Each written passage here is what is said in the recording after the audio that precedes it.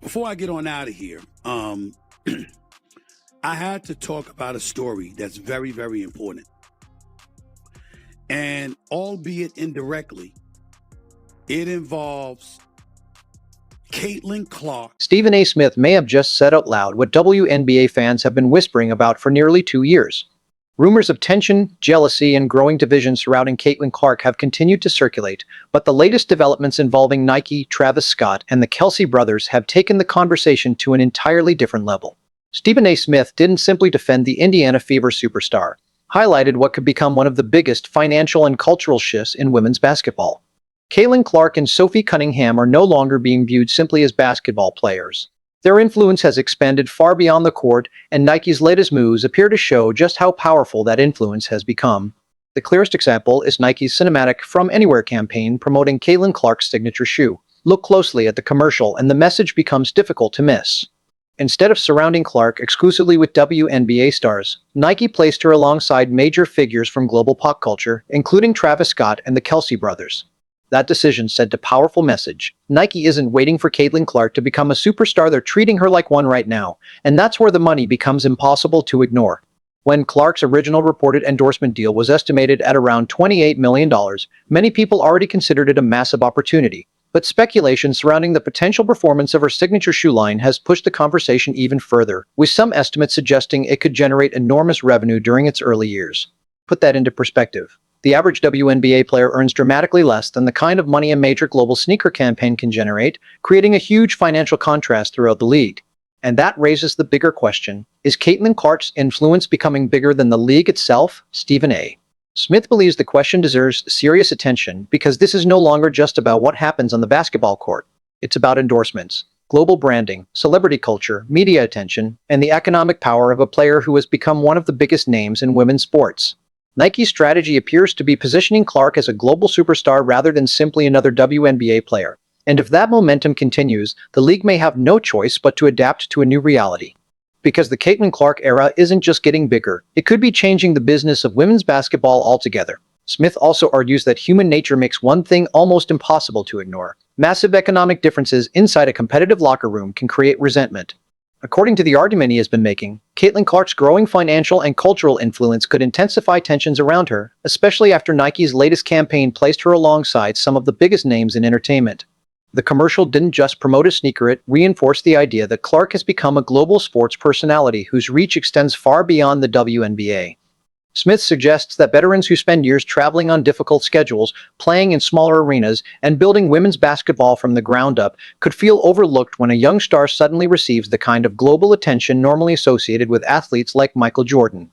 That doesn't automatically prove jealousy or hostility, but it does explain why the conversation has become so heated. The physicality surrounding Clark during her early WNBA seasons was already heavily debated, and now the spotlight on her has become even brighter.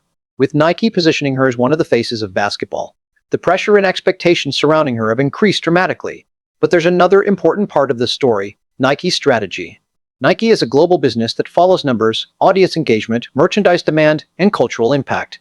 The company has seen the attention surrounding Caitlin Clark, the massive interest in her games, the demand for her jerseys, and the enormous social media conversation around her. From Nike's perspective, Clark represents something extremely valuable, a rare athlete capable of attracting basketball fans and casual audiences at the same time. While sports leagues often try to promote multiple stars and maintain a sense of balance, major corporations can take a completely different approach. They can identify the athlete with the strongest commercial potential and invest heavily in that individual. That appears to be exactly what makes Clark's situation so fascinating. Critics of the WNBA's approach have argued that the league could have embraced her enormous popularity more aggressively from the beginning, while others believe the league has always been trying to build a broader collection of stars rather than place everything behind one player. Either way, Nike's approach sends a very different message. Caitlin Clark is not simply another rookie waiting her turn. She is already a major commercial force. And that may be why the latest campaign has sparked so much discussion about who controls the narrative around women's basketball. Once global brands, major entertainers, and mainstream sports media begin building around an athlete, the league itself is no longer the only gatekeeper of that athlete's story. That brings us back to the controversies that have surrounded Clark over the past 2 seasons, including several highly debated on-court incidents and disagreements involving other players. Some fans have interpreted those moments as evidence of resentment, while others see them as normal competitive rivalries that have been amplified by Clark's enormous popularity. It is important to separate speculation from facts, but there is no denying that every incident involving Clark receives extraordinary attention. The same moment that might have generated a few headlines for another player can become a national debate when Caitlin Clark is involved. And that is precisely what makes the Nike story so significant. While the basketball world continues debating how Clark should be treated inside the league, corporate America appears to have already made its decision about her commercial value. Nike sees a superstar with global potential, and the upcoming Caitlin 1 signature shoe has only increased the anticipation. A signature sneaker remains one of the biggest individual honors an athlete can receive because it represents more than athletic ability. It represents marketability, cultural relevance, and long-term influence. Players such as Brianna Stewart and Sabrina Ionescu have already reached that level, but the scale of attention surrounding Caitlin Clark's signature debut is extraordinary. As the Caitlin 1 prepares for its highly anticipated launch, the real question is no longer whether Clark has become a major name in basketball. The question is just how far her influence can go, and whether the WNBA is prepared for an athlete whose brand may ultimately become bigger than the league itself. Instead of looking at the Caitlin 1 as simply another WNBA signature sneaker, some industry observers are comparing the potential impact to major launches such as the Air Jordan. The expectations are enormous: huge demand, sold-out releases, and a strong resale market if the shoe captures the attention Nike is anticipating. Even more significant is the branding strategy behind it. Nike's Caitlin Clark branding has increasingly appeared beyond traditional basketball spaces, reinforcing the idea that Clark is being developed as a standalone global sports brand rather than simply as an Indiana Fever player. Just as the jumpman instantly makes people think of Michael Jordan, Nike appears determined to make Caitlin Clark's identity recognizable beyond the WNBA itself. That creates a fascinating power dynamic because the more valuable Clark becomes as an independent brand, the less dependent her commercial success may be on the league. Stephen A. Smith has also repeatedly raised another complicated part of the conversation: race and the way race intersects with Caitlin Clark's popularity. Clark is a white athlete from Iowa who entered a league that has been built and shaped for decades by predominantly black female athletes, and her enormous popularity has sparked difficult conversations about media coverage, privilege, representation, and who receives the biggest spotlight. Supporters argue that her success should be celebrated because business decisions are ultimately driven by audience demand and commercial performance, while critics believe the difference in attention reflects deeper inequalities in sports media. Smith's argument is that the numbers cannot simply be ignored. Caitlin Clark has generated enormous interest, sold jerseys, attracted television audiences, and brought new fans into women's basketball. From that perspective, her success has the potential to benefit the entire league because increased attention can lead to stronger sponsorships, larger crowds, better facilities, improved travel conditions, and eventually higher salaries for players across the WNBA. But the debate becomes complicated when players and fans disagree about how that growth should be distributed and who should receive credit for it. Nike's From Anywhere campaign adds another layer because the company deliberately connected Clark to figures outside traditional women's basketball, including Travis Scott and the Kelsey brothers. That sends a clear marketing message. Nike believes Clark can reach audiences that may not regularly watch the WNBA. She can attract basketball fans, NFL fans, hip-hop fans, younger consumers, and people who may never have watched an entire WNBA game. That crossover potential is exactly what major brands search for when building a global athlete. And if Clark's popularity continues expanding beyond the existing WNBA audience, every incident involving her could receive even more attention from the general public. That doesn't mean future physical player controversies should automatically be interpreted as intentional targeting. But it does mean the spotlight around Clark is now much larger than it was when she entered the league. Her journey to this point also explains why the Caitlin 1 launch has generated so much anticipation. After Clark's record-breaking career at Iowa, major sportswear companies were reportedly interested in signing her, with Nike ultimately securing her endorsement partnership. The decision to wait for the signature shoe launch until 2026 allowed Clark's professional story to develop before the product reached the market. By the time the sneaker arrives, fans will already know her story, her rivalries, her biggest moments, her controversies, and her impact on the league. From a marketing perspective, that creates an enormous buildup. Nike can now sell more than a sneaker; they can sell a story. The Sabrina Ionescu effect also provides an interesting comparison because Ionescu's signature Nike line demonstrated that there is a market for women's basketball sneakers.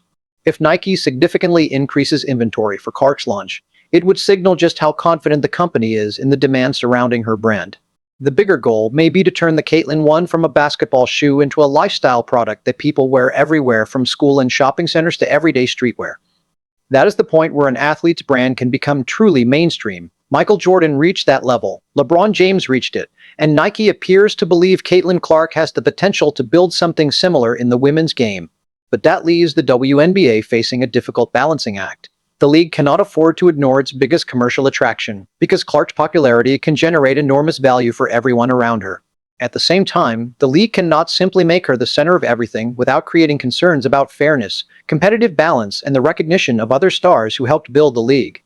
The challenge is finding a way to capitalize on Clark's extraordinary popularity while continuing to promote the entire WNBA. And that may ultimately be the biggest story of all. Caitlin Clark's rise is forcing the league to figure out how to handle a superstar whose individual brand could become one of the most powerful forces in women's sports. Stephen A. Smith's message to the WNBA is simple: embrace the growth or risk getting left behind. According to his argument, Caitlin Clark's commercial value could become so significant that future television negotiations may revolve heavily around her ability to attract viewers, sponsors, and new audiences. That doesn't mean the league's entire value depends on one player, but there is no question that Clark has become one of the most important commercial figures in women's basketball. Her presence has already changed the conversation around ratings, ticket demand, merchandise, sponsorships, and mainstream media attention, and that makes the upcoming season particularly fascinating. The WNBA will have to balance its responsibility to the entire league with the reality that one superstar can generate extraordinary attention. Smith compares this kind of situation to previous moments in sports history when exceptional athletes changed the business around them, such as Michael Jordan's impact on the NBA or Tiger Woods' influence on professional golf. In those situations, the traditional establishment had to adjust because the athlete's popularity became too powerful to ignore. That is the position Caitlin Clark appears to be moving toward. Nike has made a major investment in her potential, and now the company has a strong incentive to see her succeed on and off the court. That also brings renewed attention to the debates surrounding Clark's treatment during her early WNBA seasons.